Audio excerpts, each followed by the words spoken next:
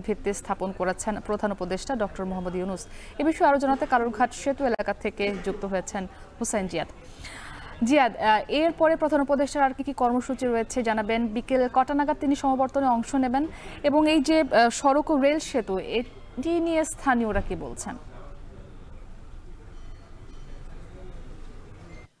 মুক্তি এরপরে প্রধান উপদেষ্টা চট্টগ্রাম বিশ্ববিদ্যালয়ের যে সমাবর্তন সেই সমাবর্তনে যোগ দেবেন বিকেল ৩টা নাগাদ। তবে কালুরঘাট সেতু উদ্বোধনের পর তিনি চট্টগ্রাম বন্দরের চট্টগ্রামবাসীর আরেকটি দুর্ভোগ, জলাবদ্ধতার যে দুর্ভোগ, সেখানে বড় একটি প্রকল্প চলছে, সেই প্রকল্পের অগ্রগতি কেমন, আগামী বর্ষায় মানুষ কতটা মুক্তি পাবে, সেই বিষয়গুলো আসলে জানতে চেয়েছেন কর্মকর্তাদের কাছে এবং তার কাছে অগ্রগতি তুলে ধরা হয়েছে।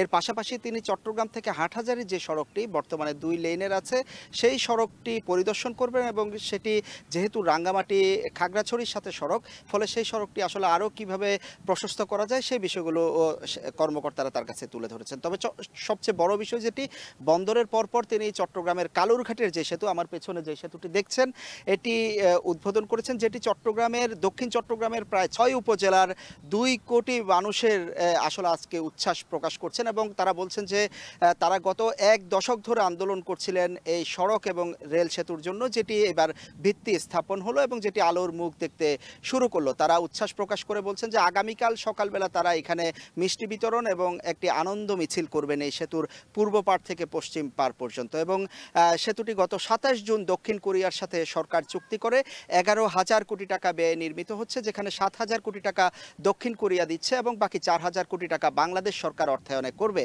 এবং সেতুটি 11 কিলোমিটার এলাকা জুড়ে হবে, যদিও মূল যে সেতু সেটি নদীর উপর 700 মিটার থাকবে এবং যেহেতু এর নিচ দিয়ে যে চট্টগ্রাম বন্দরের যে জাহাজ সেটি আসা যাওয়া করে, সেজন্য 12 মিটার উচ্চতায় করা হচ্ছে যাতে জাহাজগুলো নির্বিঘ্নে আসা যাওয়া করতে পারে। তো সব মিলিয়ে দক্ষিণ চট্টগ্রামের বহুল আকাঙ্ক্ষিত এই সেতুটি ঘিরে আসলে এখানকার মানুষও বেশ উচ্ছ্বসিত আছে। মুক্তি।